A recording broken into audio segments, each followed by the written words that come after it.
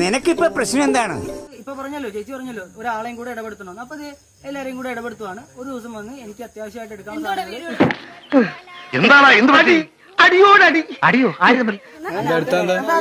നിങ്ങൾ വീഡിയോ എടുക്കുമല്ലോ, എന്താ എടുത്താ കുഴപ്പമെന്താ? കളി കാണിക്കണ്ടേ? എടാ ഞങ്ങളുടെ കുടുംബക്കാർക്ക് നിനക്കെന്നാ പ്രശ്നം?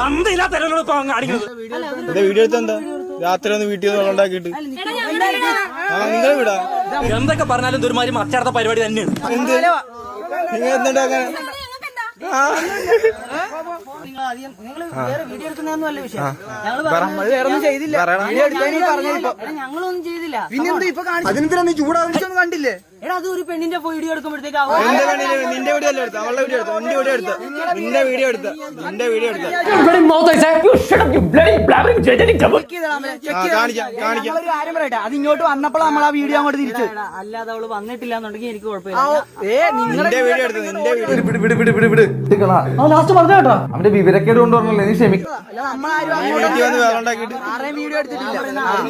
അതിനു മുമ്പ് ഉൾപ്പെടുത്തിയാണ് വീഡിയോ വന്നത്. എവിടെ അല്ല എന്താണ് അവന്റെ ഉദ്ദേശം? എന്താണ്? ഞാൻ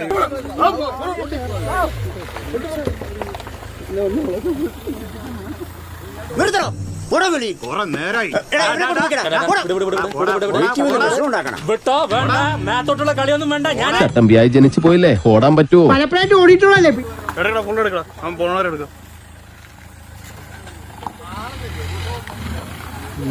സാരമില്ല, ഇങ്ങോട്ട് പോകുന്നപ്പ ഞാൻ ഇതിൽ കൂടുതൽ പ്രതീക്ഷിച്ച.